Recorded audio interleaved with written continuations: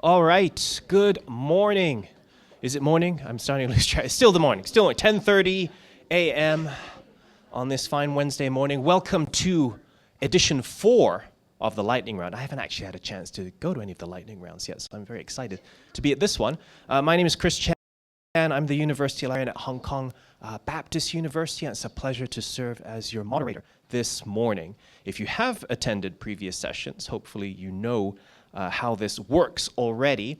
So each presenter, or in a couple of cases we have pairs of presenters, you have exactly 6 minutes, and I've been told to time very strictly and very harshly, and I have informed all of our presenters of that. And the presentations will be delivered back to back. And then after all the presentations have been completed, we'll have time for our Q&A. So again, just to emphasize, timing very strictly enforced, so apologies in advance to our esteemed presenters if I rudely stop you at the end of your 6 minutes. And I've told you all when 5 minutes have elapsed, I will rise from my seat to give you a very subtle hint to wrap it up. And again, no questions until the end. So without further ado, I'd like to invite our first presenter, who is QMS Bowling, the Publications Director at SIAM. And his presentation, as you can see there, is entitled Upholding Research Integrity in the Era of Artificial Intelligence. Take it away, QMS. All right, thank you, Chris. Okay, so 6 minutes, so hello. Let's get on with it. So AI, everyone's using AI, and with all of the journals submissions, we are starting to see authors submit papers more and more with various AI-generated content. How do we deal with that? What is an ethical, acceptable way to use AI? So since October 2023, SIAM has had an editorial policy for authors on the use of AI. Essentially, if you're writing your paper, you can use AI to polish the language. You know, that's a great thing about AI, that it could balance some equity issues where English is not your first language. But if you use the AI to anything kind of more conceptual or analytical, or really looking at the ideas you're presenting, you have to disclose that when you submit the paper. And where possible, kind of acknowledge what AI you've used.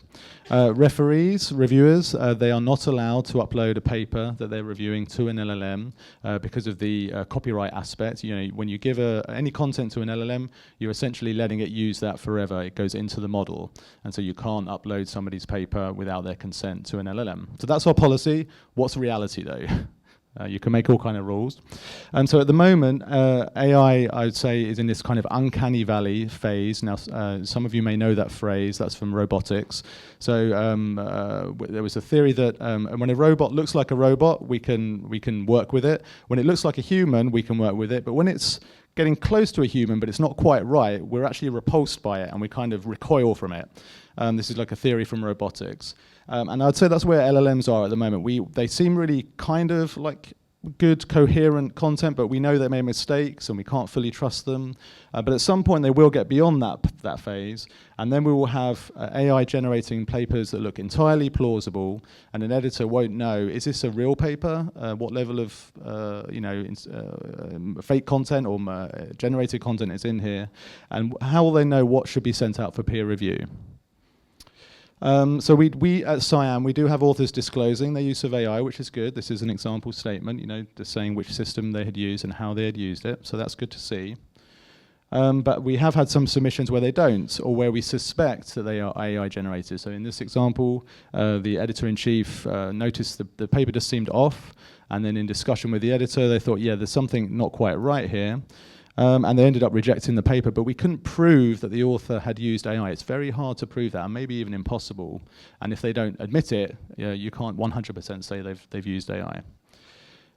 We had a similar problem with some reviews. A reviewer submitted their review on a paper, and again, we thought this format looks like it was AI generated. They didn't admit that it was, and again, we couldn't prove one way or another, but we thought there is probably an issue here. So these are the kind of key questions that we're kind of grappling with at SIAM and across all publishers. You know, what is the acceptable balanced use of AI? Can we really detect if they've used it? Probably no. which we're working a lot on author identity verification, so making sure people are who they say they are. That's a good first step in all of this. But then we get to kind of the more philosophical, how much time do we have left at the moment? 3 minutes, okay. So then we get to the more kind of positive / philosophical aspects of this issue. So let's say that the AI-generated review is actually correct or useful. Does it matter that it wasn't generated by a human being? You know, will we end up having the AI look at papers first and then the human review the review, if you like? Now, we're already seeing real-world examples of this. So there's a team at Google that have an internal model of Gemini, an internal version of Gemini. And they offered this as a tool for a computing conference and said, if you like, we can put your paper into the model and we'll give you some feedback on your paper. It was a voluntary basis, and it provided feedback. And what they found was that if you're an expert author in that subject, you can kind of tell what is a hallucination, what you should pay attention to, and what is, you know, you can just kind of dismiss it. Now, what did they find when they did this? They did a survey afterwards, and 97% of the authors who had opted in said they found the tool useful and that they would use it again. So really, really high positive feedback on this tool. And here is just one quote of what they shared. This is all on a blog post, by the way. You can read this publicly. And here this author said that, you know, this found non-trivial points that would be exceptionally challenging for a human referee to observe. So it was finding things that human beings may have trouble finding, which is a good thing, right? We want papers that are stronger. And now we get to the next step after that. If an AI article, if an AI-generated article is useful, as in it's been written by the AI, is that also necessarily a problem? If it can generate useful scientific ideas and then we check them, that could also be a win for science as well. And there was an experiment in March 2025 by a group called the AI Scientists, and with the consent of a conference, they said, we're going to submit some AI-generated papers to your conference. And we're not going to tell you which ones are which to the reviewers, and we'll see who gets accepted. And what they found was one of their papers did get accepted. It met the bar for inclusion in this conference. And the conference knew this was happening. It was an ethical way to test it. And so if we get to the point where an AI-generated paper is actually coming up with coherent science or useful science, then that will challenge our notions of authorship over time. And that raises all kinds of issues. We have 6 minutes. Hopefully that was useful. That's the flavor of what the things we're grappling with around AI at SciAm. And I think that is it. Yeah. All right. Big round of applause for QMS in 5 minutes and 30 seconds. Not that that's not part of the assessment, of course. Okay. Should I be the one doing this? Probably not. Here we go. Full screen. Perfect. Our next speaker is Arda Putri Winata, who's the librarian at the Muhammadiyah University of Yogyakarta, and her presentation is entitled Dynamics of the Use of AI Among Students in Indonesia. So please take it away. And here's the microphone. Okay, thank you so much. Good morning, everyone. I'm Arda from Universitas Muhammadiyah Yogyakarta. And today I'll share a highlight from my study, Dynamic of the Use AI Among Students in Indonesia, exploring how Indonesian university students are engaging with AI in their academic life, what drives them, what challenge they face, and what this means for the future of education.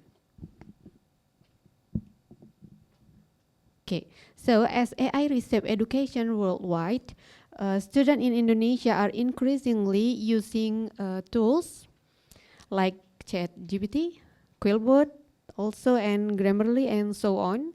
And however, while enthusiasm is high, understanding and readiness vary widely. This study aims to capture that dynamics to see students are adapting to AI-based learning. We survey 112 students, university students from various universities in Java using a structured questionnaire. The study focused on 4 dimensions: student confidence in AI, their motivation to learn about it, their interest in exploring it, and their perception of AI's in academic impact. So, what the finding?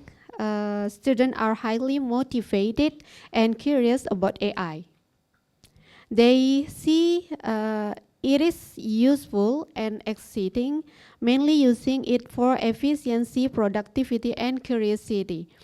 However, confidence in promoting AI to others remain moderate, showing that students are still exploring in potential carefully.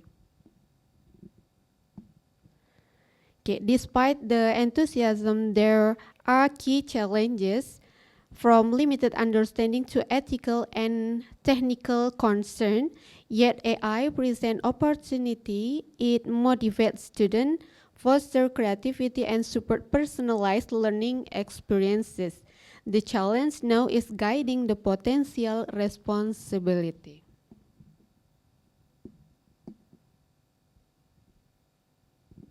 Okay. At UMY, University Muhammadiyah Yogyakarta, we have taken a proactive step by integrating AI literacy into our 15 general compulsory course required for all students. This course covers the history, principle, and mechanism of AI, its ethical and regulatory dimension, data privacy and security, and also mechanism and practical applications such as AI prompting, and also data analysis and academic writing with AI support.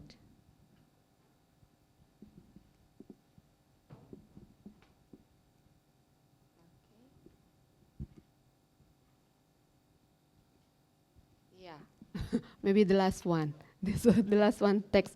Oh, sorry. Through this initiative, we aim to prepare students not just to use AI, but also use it wisely, critically, and ethically. Thank you so much.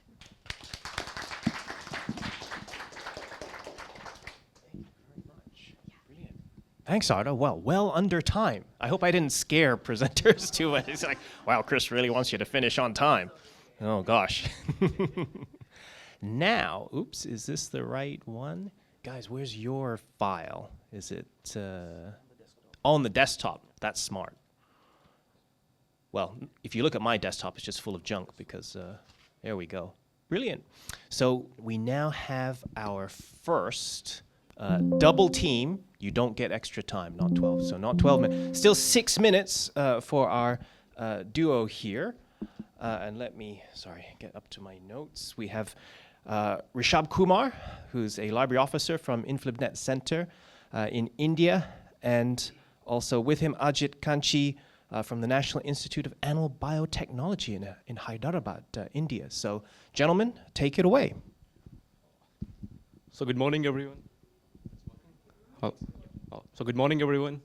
And we are delighted to be here at Charleston to share with you the remarkable journey of Indian Institute of Advanced Study Library that has successfully transformed itself into a publisher. So we first thank our librarian in this initiative. So let's know about our institute. The institute is housed in historical Viceregal Lodge, India, Shimla, and established in 18th century. So in 1947, when India got independence, the institute became presidential residence, but rarely used. So in 1964, the government established IIAS, a National Center for Humanities and Social Science Research. So there are several key milestones in the library journey. First, there's a print era where libraries relies on physical collection. Then we move to the digitization drive, means digitizing our cultural heritage. Then we implemented various open source softwares like Open Journal System, Open Preprint Server, Open Monograph Press, and DSpace for digital libraries. So these initiatives make our resources accessible online, and now they can be accessed all over the world. The impact was clear: cost saving, increased visibility, and a model that library can transform itself into a publisher. So as you all know, the libraries are no longer the custodian of the book. They are doing a lot. Even they are becoming a publisher. Our library is one of the examples. So in our journey from library to publisher, we implemented these 4 open source softwares, and we're going to discuss their implementation in detail. The first initiative is IES preprint server. In 2020, we established our preprint server using OPS software. And we are among one of the institutes in India to host a preprint server in humanities and social science research. So if I talk about, as far now, we have hosted 560 plus preprints in our server from our fellow associates and authors. And if we talk about the interface of our server, it's fully customized to improve a better user experience. And we enable different plugins like PDF Viewer, usage statistics, and even you can also browse preprints from these subject categories. So let's talk about stats of our preprint. You can see there is a significant growth in number of downloads from last couple of years. The next initiative is IES Monograph Press. So IES has a publishing house. We publish our monograph, conference proceedings, and annual reports. Earlier, we used to publish our monograph in collaboration with the publishers like Oxford, Cambridge, and Springer. But in recent 2022, we started doing this independently. So right now, it's under testing modes, not implemented fully, but we are planning to implement it by August 2026. Now, I would like to invite my colleague to discuss rest of the initiatives. Thank you, Rasab. Now I'll discuss about other digital initiative of IS Library. The first one is the IS Repository. This is a homepage of IS Repository, built using DSpace, and we're running on 6.4, and we have already migrated to version 7, and also have future plan to upgrade it into version 8. And this is a homepage of on DSpace 7, and our digitization drive started in 2015. Actually, our main focus was on IS publication, like out of copyright books and rare books and annual reports. And we have already we did not scan these documents. We have all applied OCR to make them full text searchable, and also integrated a customized PDF viewer with download restriction to ensure the DRM protected and seamless user experience. You can see the layout also.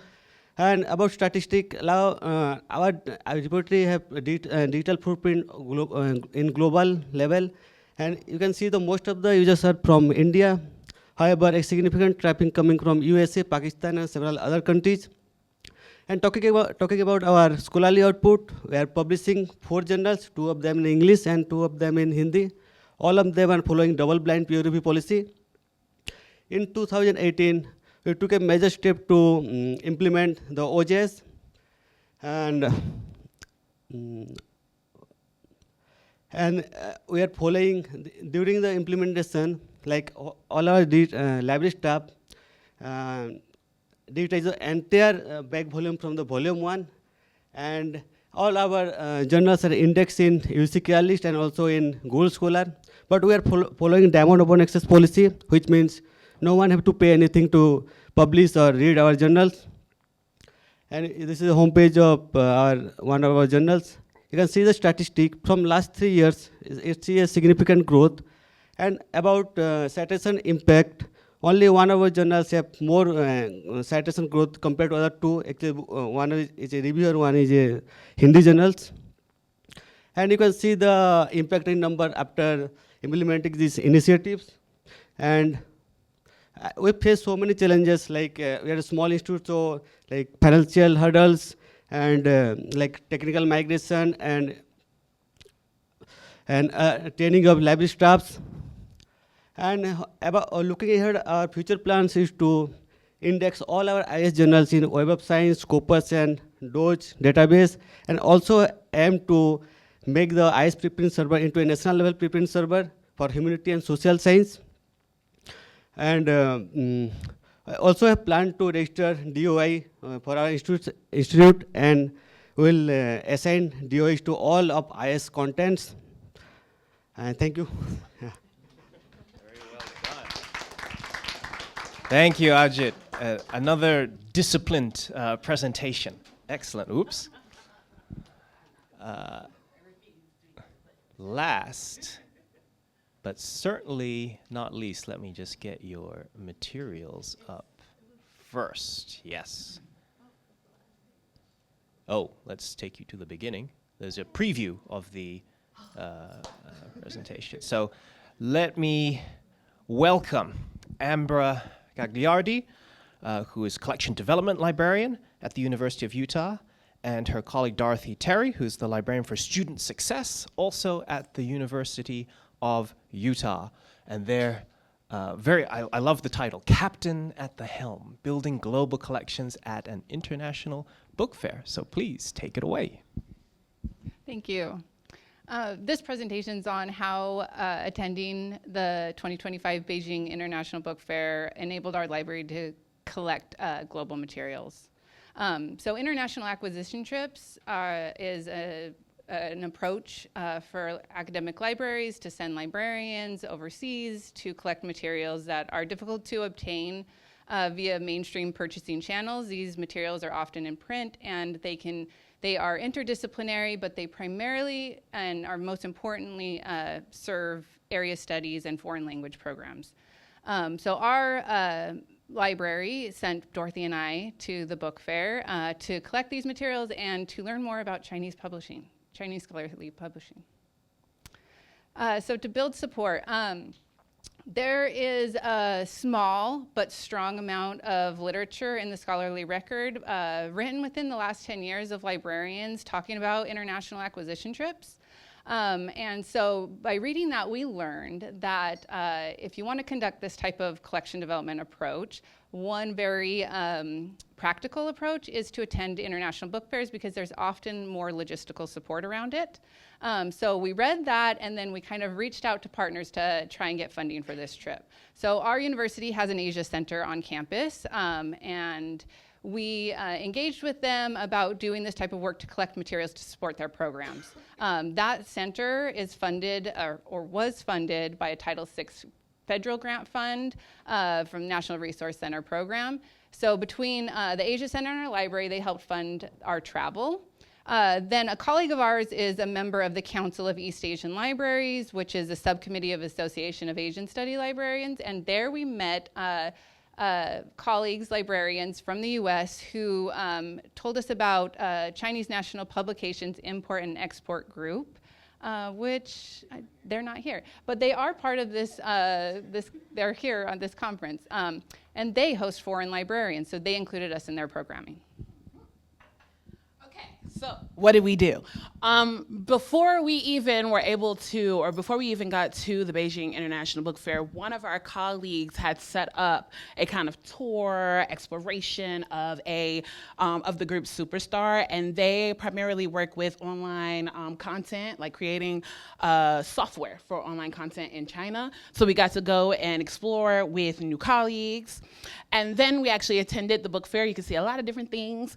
One of the big things, and we're going to talk about this a little bit later, was relationship building, because neither one of us speak the language. We are not proficient in Chinese studies, but they are.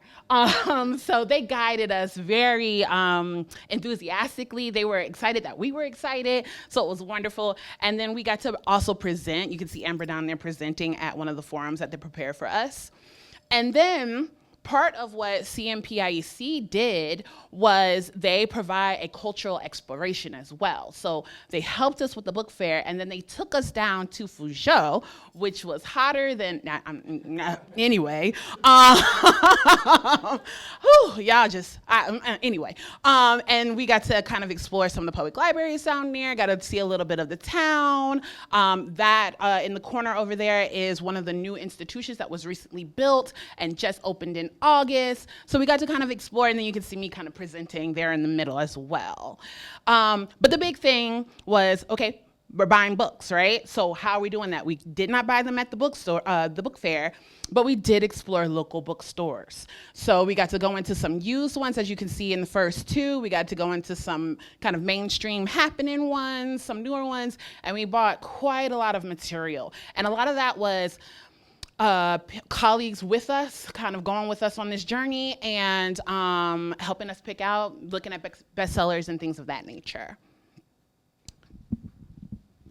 Yeah, so one of the biggest outcomes were the partnerships and relationships we made. So in this top photo, you'll see a lot of the foreign librarians. They come from across the US and Europe that were part of CMPIEC's programming. And then the relationships we built with CMPIEC themselves, there's a lot of their colleagues within that photo that provided a ton of logistical support for us. before, during, and after the program. And we read this in the literature, and it really has been true post-trip that these relationships are crucial for growing collections. We can tap into our colleagues across the US, asking them about what type of materials they're building. Now that we've met CNPIEC folks face to face, we have that kind of trusted relationship that we could utilize them to help us build Chinese material languages for our collections. Okay, so we talked about buying books. How do we do it? I don't know how we did it. We packed it in our suitcases. We got to the airport and I was over 100 pounds. It was crazy. But what was nice about it is that the bookstores that we went to, they actually would ship to us. That was to our detriment and to our advantage because we kind of like, it's a free for all. Let's buy everything. And then I ended up with 100 pounds. So it was madness, but it was fun. Okay. So as I mentioned before, our Area Studies program on campus is funded by the U.S. Department of Education's Title VI grants. So the current federal administration has ceased these grants, and that is going to have a major impact across the U.S. for Area Studies programs, and in turn will really affect academic library programs that support these. So our library and our dean has committed to us continue supporting this, and we can do that with the help from CNPIEC that we built during this relationship. And how you can do it. Thank you. Gary might have time to explain. Brilliant. Well done. Please, another big round of applause for all of our presenters for sticking to time. You must all think I'm kind of this OCD guy who really, needs to make sure everything's on time. Great. This means, because we've stuck to the rules, we have 15 whole minutes for questions. And I have to say, I'm sure you'll agree, each one of those 4 presentations was really packed with information. So let's try and unpack some of that. Are there any questions from the floor? You're overwhelmed. Yes, please. Related to the last presentation, so because of the loss of federal funding and because of the relationships that you've started building across the United States, have you come up with strategies to how to continue that with sort of those partnerships minus that funding, along with the support that you have from your dean? Just run the microphone over. Well, I think the academic programs are still shaking out. They're trying to figure out how they're going to carry on without this funding, at least on our institution. And then the library is waiting for that response, right? But we still have a pretty strong firm order book budget where we can buy physical books, and we still have a line item for Asian studies materials, and there's been no discussion to remove that from our library. Yeah, I think we're just still in the waiting phase to see what happens. But we have these partnerships now. We're going to keep collecting as usual. I hope that answers that. And I will say, even though the Title VI has kind of gone away, we both discussed, we like doing this type of work, and that right now we still have our travel funds available. That's how we came here. So we were talking about potentially using our professional development funds to continue this type of work, as long as the firm order money is still there. Thank you very much. Thank you for the question. Our next question. Last day. Oh, yes. Presenters can ask questions. Absolutely. Sorry for speaking so much. I have a question for the SIAM. So this has kind of been the use of reusing publisher materials in LLMs by our users, our academic library users, and how that's being restricted in agreements. You kind of mentioned that at the beginning of your proposal. That conversation's been happening in listservs right now.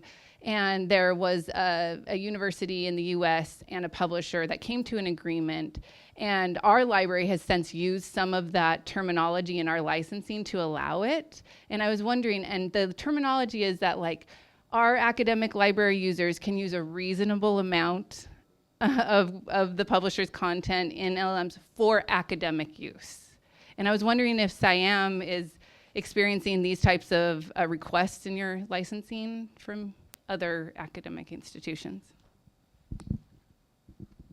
So it has come up. I wouldn't say a lot of requests, but it's starting to come up in discussions.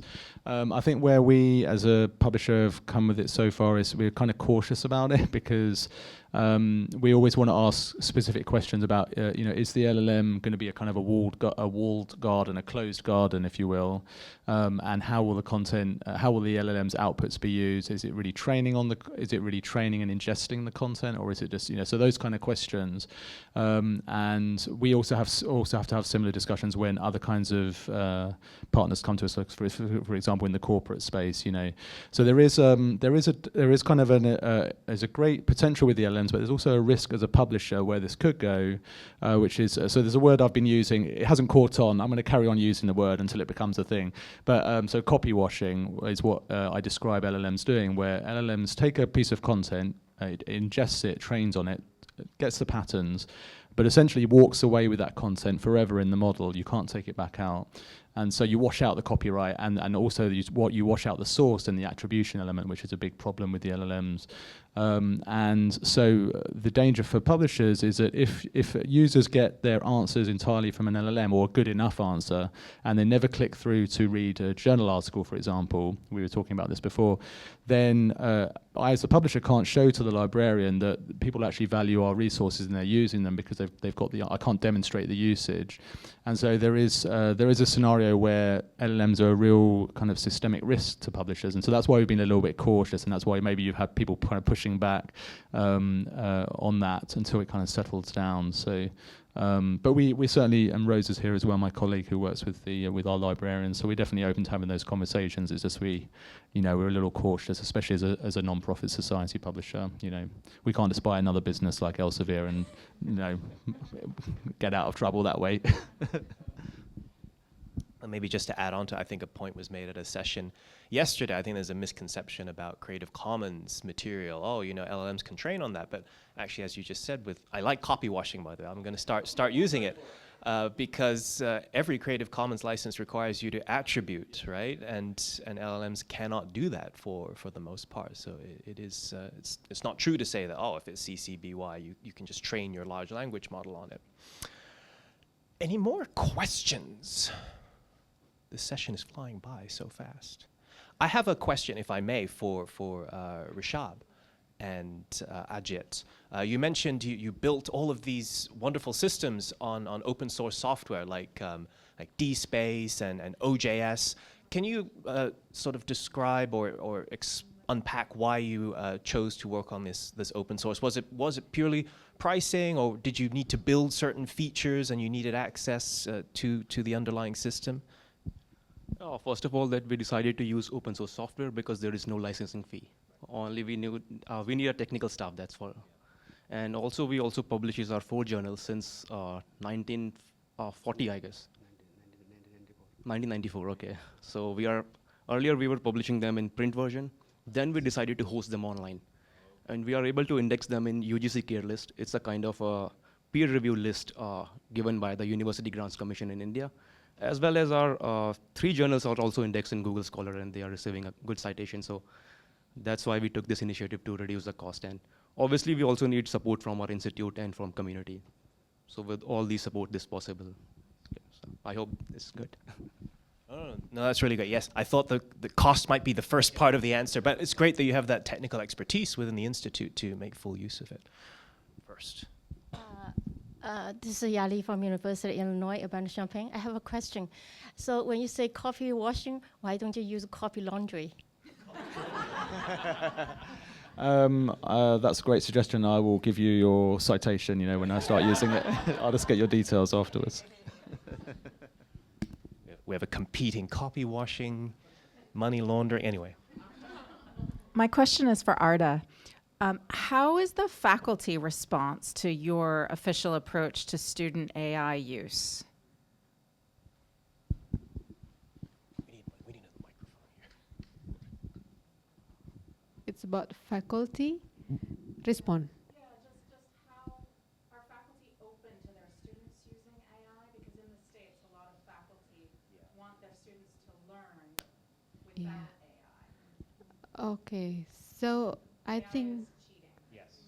Yeah. Yeah. Mm-hmm.